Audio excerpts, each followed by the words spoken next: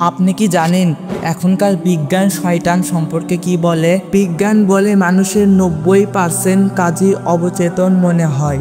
শয়তান আমাদের সিনাপস ও নিউরন ব্যবহার করে ভুল পথে নিয়ে যাওয়ার চেষ্টা করে। যেমন হঠাৎ আকাঙ্ক্ষা বা লোভ মাথায় আসে আর মানুষ সে আকাঙ্ক্ষা মেনে নেয়। বিজ্ঞান বলে আমাদের প্রিফ্রন্টাল কর্টেক্স সিদ্ধান্ত নেওয়ার অংশ, সেখানে ইচ্ছার সংঘাত হয়। শয়তানের প্রভাব মানে এই অংশকে প্রভাবিত করে মানুষ ভুল সিদ্ধান্ত নেয়। শয়তান কিভাবে মানুষকে নিয়ন্ত্রণ করে? শয়তান কেবল আপনার চারপাশে ঘোরে না। We don't see Allah.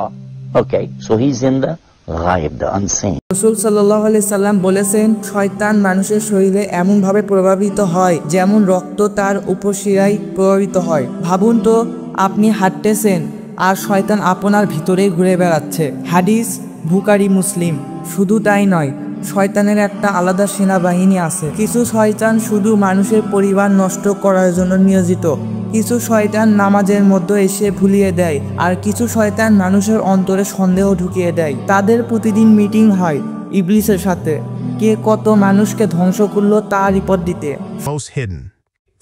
শয়তান আমাদের আবেশ, লজ্জা, ভয়, স্বার্থপরতা দিয়ে কাজ করায়। শয়তান ঠিক এই জায়গায় ব্যবহার করে। এজন্য আমরা বুঝি না কেন কিছু কাজ করি বা বাদ দেই। আপনি কি জানেন, শয়তান শুধু পাপের দিকেই ডাকে না, সে আপনার ঘরের ভিতরেও ঢুকে যায়। হাদিসে আছে, যে ঘরে বিসমিল্লাহ না পড়ে প্রবেশ করা হয় সেখানে শয়তান রাত কাটায়। মানে আপনি ঘরে ঘুমাচ্ছেন অথচ শয়তানও আপনার ঘরে অতিথি হয়ে আছে।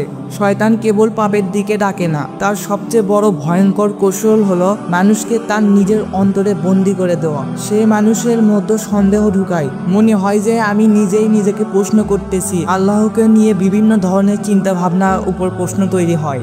সে মানুষের মনে অহংকার বা অহেতুক আত্মমর্যাদার জন্ম দেয়, যাতে মানুষ নিজেকে ঠিকমতো পরীক্ষা না করে। সে কখনো এমনভাবে ভালো কাজ করতে বলে যাতে মানুষ ভুল সময়ে বা ভুল উদ্দেশ্য নিয়ে সেই কাজ করে।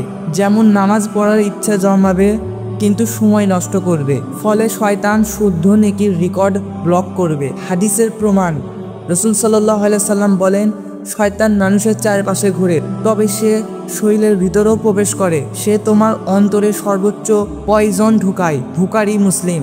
বাস্তব উদাহরণ এই যে, আপনি চান নামাজ পড়বেন কিন্তু হঠাৎ মনে আসে আগে একটু সোশ্যাল মিডিয়া দেখে নিই। শয়তান এইভাবেই আপনাকে ওয়াসওয়াসা দেয়। আপনি চান দান করবেন কিন্তু মনে হয় আমার কাছে টাকা খুচরো নেই। শয়তান আপনাকে দান থেকে বিরত রাখছে। এইভাবে আপনার সন্তানকে সঠিক পথে গড়াতে চান কিন্তু আপনার নিজের অহংকার বা অহেতুক অহংকার আপনাকে বাধ্য করে।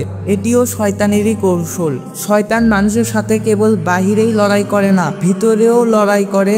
আর সেই লড়াই তার সবচেয়ে বড় জয়, যেখানে মানুষ বুঝতে পারে না কখন সে ভুল পথে ঢুকে পড়েছে। আপনি হয়তো জানেন না, বাথরুম হচ্ছে শয়তানের প্রিয় জায়গা, কারণ এখানে মানুষ সব থেকে বেশি অসতর্ক থাকে। তাই রাসূলুল্লাহ সাল্লাল্লাহু আলাইহি সাল্লাম শিখিয়েছেন বাথরুমে প্রবেশের আগে আল্লাহর কাছে আশ্রয় চাইতে। অতএব আপনি জ্ঞান অর্জন করুন এবং শয়তানের বিরুদ্ধে এই দুনিয়াতে লড়াইয়ের জন্য বেরিয়ে যান। দেখা হবে পরের ভিডিওতে।